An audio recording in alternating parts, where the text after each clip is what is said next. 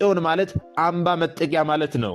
ህዳር 21 ቀን የእመቤታችን የቅድስት ድንግል ማርያምን ዓመታዊ ክብረ በዓል ጽዮን ማርያም ብለን እናከብራለን። ስለምንድን ነው የምናከብረው ስንል ታቦትን ኃይል ስንመለከት በኢያሱ 3:15 ላይ እንደተጻፈ እስራኤል የዮርዳኖስ ወንዝ ሞልቶባቸው መሻገር ባቃታቸው ጊዜ እንዲሆነ ታቦቱንም የተሸከሙት የካህናት እግሮች በውሃው ዳር ሲጠልቁ ከላይ የሚወርደው ውሃ ቆመ ይላል።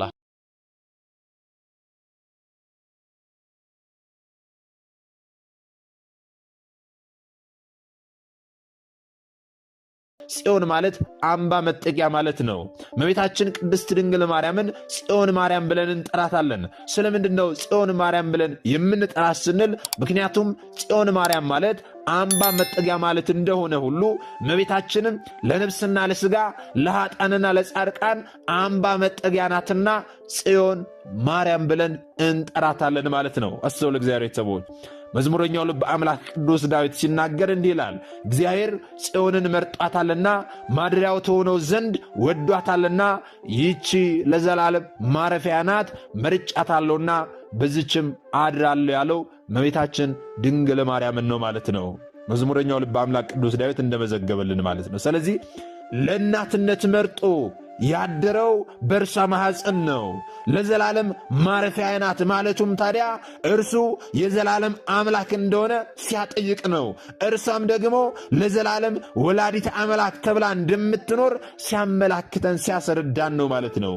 አስተውሉ እግዚአብሔር ይተው። ስለዚህ በዚህ ምክንያት እመቤታችን ንጽሕተ ንጹሐን ቅድስተ ቅዱሳን ቅድስት እናታችን ድንግል ማርያምን ጽዮን ማርያም ብለን እንጠራታለን ማለት ነው። ያለ ብዙዎቻችን ታቦትና ጽላትም እያልን እንጠራለን፣ አንዳንዴ ታቦትም እያልን እንጠራለን። ነገር ግን ልዩነቱን ማወቅ ያስፈልጋል። ታቦትን ሌላ ነው፣ ጽላት ሌላ ነው። ሁለቱን ልዩነታቸውን ማወቅ ያስፈልጋል። ታቦት የምንለው የጽላቱ መያዣ ነው። ጽላት ደግሞ የምንለው ሕጉ የተቀረጸበት ታቦቱ ውስጥ የሚደረግ ነው። አስተውሉ። ታቦት ጽላቱን የሚይዘው ነው፣ የጽላቱ ማደሪያ ነው ማለት ነው። ጽላት ደግሞ ሕጉ የተቀረጸበት ታቦቱ ውስጥ የሚደረገው ነው ማለት ነው። ይህ በእግዚአብሔር ለዘላለም ቃል ኪዳን ይሆን ዘንድ ለሕዝቡ ማምለኪያ በሙሴ አማካኝነት የተሰጠ ነው ማለት ነው። ይህንን ደግሞ ምን ላይ ነው የምናገኘው ስንል በዘጸአት 31:18 ላይ እንዲህ የሚል ቃል እናገኛለን። እግዚአብሔርም ከሙሴ ጋር በሲና ተራራ የተናገረውን በፈጸመ ጊዜ በእግዚአብሔር ጣት የተጻፈውን ከድንጋይ የሆኑ ሁለቱን የምስክር ጽላቶችን ሰጠው ይላል። ጽላት የሚለው ቃል ሁለት መሆናቸውን የሚገልጽ ነው ማለት ነው። አንዱ ግን ጽሌ ተብሎ ይጠራል። ይህ የእግዚአብሔር ቃል ይህንን የእግዚአብሔር ቃል ስንመለከት ስለ እግዚአብሔር ታቦት ሙሉ ዕውቀት ይኖረናል ማለት ነው። ይህ ቃል ብቻ በቂ ነው። ኦሪት ዘጸአት ምዕራፍ 31 ቁጥር 18 ታቦቱ ወይም ጽላቱ የተሰጠበት ቦታ ደብረ ሲና ተራራ ላይ እንደሆነ ታቦቱን ወይም ደግሞ ጽላቱን የሰጠው እግዚአብሔር አምላክ እንደሆነ የተሰጠው ለሚያምኑ ሁሉ እንደሆነ የተቀበለው የእግዚአብሔር ሰው ሊቀ ነቢያት ሙሴ እንደሆነ ብዛቱ ደግሞ 2 እንደሆነ የተሰራው ደግሞ ከእብን እንደሆነ ባዶ ሳይሆን ጽሑፍ ያለበት እንደሆነ የጻፈው ራሱ እግዚአብሔር በጣቶቹ እንደሆነ ጽሑፉም 10ቱ ትእዛዛት መሆናቸውን በዚህ ኃይለ ቃል ብቻ ይህንን እንማማራለን እናውቃለን ማለት ነው። ኦሪት ዘጸአት ምዕራፍ 31 ቁጥር 18 ላይ ማለት ነው። አስተውሉ እግዚአብሔር ቤተሰቦች፣ ይህንን እንረዳለን ማለት ነው። ስለዚህ ይህ በዚች አንድ ጥቅስ ውስጥ የተነገረው የእግዚአብሔር ቃል ነው ማለት ነው። እግዚአብሔር ማደሪያው የሆነውን ይህንን ጽላት ለሙሴ የሰጠበት ምክንያት ለምንድን ነው ስንል ደግሞ ሙሴ በጣም ትሑት በመሆኑ ነው። ዘፍጥረት 12 ላይ ቁጥር 3 ላይ እናገኛለን። ሙሴ ጾመኛና ጸሎተኛ በመሆኑ ነው ይህንን ጽላት ለሙሴ ሰጠው ማለት ነው። አስተውሉ እግዚአብሔር ቤተሰቦች፣ ይህንን ካወቅን ዘንዳ ደግሞ 2 ጽላት መሆኑን ደግሞ እንማማራለን ማለት ነው። 2 ለምንድን የሆነው የሚለውንም ማወቅ ያስፈልጋል። እነዚህ 2 ጽላቶች በላዩ ላይ የተጻፈበት 10ቱ ትእዛዛት በ2 ስለሚከፈሉ ነው። እግዚአብሔርን መውደድንና ሰውን መውደድ ማለት ነው። ለሙሴ በ2 እጆቹ እንዲቀበል አድርጎታል። ይህም የእግዚአብሔር ትእዛዝ በሙሉ ልባችን መቀበል እንዳለብን የሚያሳዩ ናቸው። ታዲያ ሊቀ ነቢያት ሙሴ በመጀመሪያ የተቀበለውን የምስክር ጽላት በእስራኤል ኃጢአት ምክንያት ቢሰበርም በምትኩ ሌላ ይሰራ ዘንድ እግዚአብሔር አዟል ማለት ነው። ይህንንም ታቦትን ቅዱሳን ሰዎች ሊቀርጹት እንደሚችሉ የእግዚአብሔር መልእክት መሆኑን ያሳየናል ማለት ነው። ዛሬ በዘመናችን የሙሴ ጽላት ተሰብሯል እያሉ ለሚያወሩ ሰዎች ይህ ምክንያት በቂ ነው ማለት ነው። በዚህም የምናየው ዘጸአት 34 ቁጥር 14 ላይ ሙሴ ጽላቱን ይሰራ ዘንድ ታዘዘ ይላል። እግዚአብሔርም ቃሉን እንደሚጽፍ ነገረው። ሙሴም እንደ በፊቱ አድርጎ ጠረበ፣ በሲና ተራራ ይዞ ቆመ። እግዚአብሔርም በደመና ውስጥ ሆኖ ወረደ ይላል። አስተውሎ እግዚአብሔር ቤተሰቦች ወረደ ይላል። ዘጸአት 34 ቁጥር 1 እስከ 4 ያለውን ደግሞ መመልከት ያስፈልጋል ማለት ነው። ከወረደ በኋላ እግዚአብሔር እንዲህ አለው። እግዚአብሔር ሙሴን እንዲህ አለው፣ 2 ጽላቶችን እንደ ፊተኞቹ አድርገህ ጥረብ።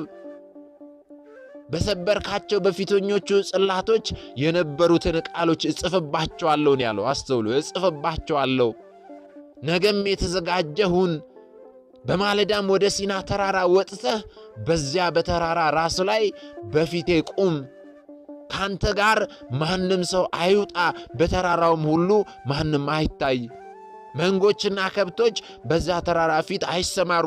ሙሴም እንደ ፊቶቹ አድርጎ 2 የድንጋይ ጽላቶችን ጠረበ። በነጋው ማለዳ እግዚአብሔር እንዳዘዘው ወደ ሲና ተራራ ሄደ፣ ወጣ፣ 2ቱንም የድንጋይ ጽላቶች በእጁ ወሰደ ይላል። አስተውለ እግዚአብሔር ቤተሰቦች። ስለዚህ ጽላት ምንድነው ስንል ከእግዚአብሔር ጋር የምንነጋገርበት ነው። የእግዚአብሔር ማደሪያ ነው። እግዚአብሔር አምላክ በጽላቱ ላይ አድሮ በታቦቱ ላይ አድሮ የሰው ልጆችን የሚያናግርበት የሰው ልጆችን የሚረዳበት ነው ማለት ነው። የታቦትን ኃይል ስንመለከት በኢያሱ 3:15 ላይ እንደተጻፈ እስራኤል የዮርዳኖስ ወንዝ ሞልቶባቸው መሻገር ባቃታቸው ጊዜ እንዲሆነ ታቦቱንም የተሸከሙት የካህናት እግሮች በውሃው ዳር ሲጠልቁ ከላይ የሚወርደው ውሃ ቆመ ይላል። አስተውሉ እግዚአብሔር ቤተሰቦች፣ ቆመ ይላል። የታቦቱ ኃይል እስከዚህ ድረስ ነው ማለት ነው። የዮርዳኖስ ወንዝ ሞልቶ ነበርና መሻገር አቅቷቸው ነበርና እስራኤላውያን ያንን የሞላ ወንዝ እንኳን ማቆም ችሏል ማለት ነው። ይህ ታቦት ማለት ነው፣ ጽላቱ የሚያድርበት ታቦት። እንደዚህም ደግሞ በኢያሱ 6 ላይ ካህናት ታቦቱን ይዘው 7 ጊዜ ሲዞሩ ጠንካራ የነበረው በጦር ኃይል ሊፈርስ የማይችለው የኢያሪኮ ግንብ በእግዚአብሔር ማደሪያ ታቦት የተነሳ ወደቀ የሚል ቃል እናገኛለን። አስተውሉ። ማንም ሊያፈርሰው የማይችለው የኢያሪኮ ግንብ በእግዚአብሔር ማደሪያ ታቦት የተነሳ ወድቋል ማለት ነው። ስለዚህንን እናስተውላለን። እንደዚህም ደግሞ ኦዛ ስልጣነ ክህነትን ሳይኖረው ታቦቱን በድፍረት ቢነካ ተቀጣ፣ ተሰበረ። አስተውሉ የእግዚአብሔር ቤተሰቦች። በአንደኛ ሳሙኤል ምዕራፍ 6 ቁጥር 6 እስከ 9 ያለውን ስንመለከት ማለት ነው ስልጣነ ክህነት የሌለው ሰው ታቦተ ሕጉን መንካት እንደማይችል ደግሞ ይህ ቃል ያስረዳናል ማለት ነው። ታቦት የሚሸከመው የሚያከብረው ካህን ብቻ ነው። ዲያቆንም ቢሆን እንኳን ታቦት መንካት አይችልም ማለት ነው። ታቦቱን የሚቀበጥበት መንበሩን እንኳን መንካት የለበትም፣ አይችልም ማለት ነው። አስተውሉ። የታቦትን ኃይል ከዚህ እንረዳለን። ኦዛ ስልጣነ ክህነት ሳይኖረው ታቦቱን በድፍረት ስለነካ ነው የተቀጣው ማለት ነው። እንዲሁም ደግሞ አንደኛ ሳሙኤል ምዕራፍ 6 ቁጥር 20 እስከ 23 ስንመለከት ቅዱስ ዳዊት ለታቦት ቢዘምር ሚስቱ ሚልኮን ብትንቀው እግዚአብሔር የሚልኮንን ማህፀን ዘጋ። ይህ ለታቦት ዝማሬ እንደሚገባ ይገልጽልናል ማለት ነው። ህዳር 21 ቀን የእመቤታችን የቅድስት ድንግል ማርያምን ዓመታዊ ክብረ በዓል ጽዮን ማርያም ብለን እናከብራለን። ስለምንድን ነው የምናከብረው ስንል በ6 ዋና ዋና ምክንያቶች የዛሬውን ክብረ በዓል እናከብራለን። እነዚህ 6 ዋና ዋና ምክንያቶች ምንድን ናቸው ስንል ታቦተ ጽዮን በምርኮ በሄደችበት ሀገር በሀገረ ፍልስጤም ዳጎን የተባለ የአሕዛብን ጣዖት አድቅቃ በድል የተመለሰችበትን ዕለት በማሰብ ይህንን ታላቅ ክብረ በዓል እናከብራለን። በተጨማሪም ደግሞ ታቦተ ጽዮን ንጉሥ ሰለሞን ሰሎሞን ወደ ሠራላት ቤተ መቅደስ በክብር የገባችበትን ዕለት በማሰብ ይህንን ክብረ በዓል እናከብራለን። ሁለተኛው ምክንያት ደግሞ ቀዳማዊ ምኒልክ ከ12ቱ ነገደ እስራኤል የበኩር ልጆች ጋር በመሆን ሊቀ ካህናቱን አዛርያስንና ታቦተ ጽዮንን ይዞ አክሱም የደረሰበትን ዕለት በማሰብ ይህንን ክብረ በዓል እናከብራለን ማለት ነው። ሦስተኛው ደግሞ በ330 ዓመተ ምህረት በአብርሃ ወአጽብሃ ዘመነ መንግሥት ክርስትና የኢትዮጵያ ብሔራዊ ሃይማኖት ይሁን ተብሎ የታወጀበትን ዕለት በማሰብ ይህንን ክብረ በዓል እናከብራለን ማለት ነው። አራተኛው ምክንያት ደግሞ የቀደሙ ነቢያት ስለ እመቤታችን በተለያየ አምሳል ያዩበትን ዕለት በማሰብ ይህንን ክብረ በዓል እናከብራለን። ለምሳሌ ሕዝቅኤል በተዘጋች ቤተ መቅደስ፣ ዘካርያስ በተቋመ ወርቅ ወዘተ ሌሎችም ያዩበትን ዕለት በማሰብ ይህንን ክብረ በዓል እናከብራለን ማለት ነው። አምስተኛው ምክንያታችን ደግሞ አብርሃና አጽብሃ በወርቅ በዕንቁ ያሰሩት ባለ 12 ክፍል ቤተ መቅደስ ለመጀመሪያ ጊዜ ቅዳሴ ቤቱ የተከበረበትን ዕለት በማሰብ ይህንን ክብረ በዓል እናከብራለን።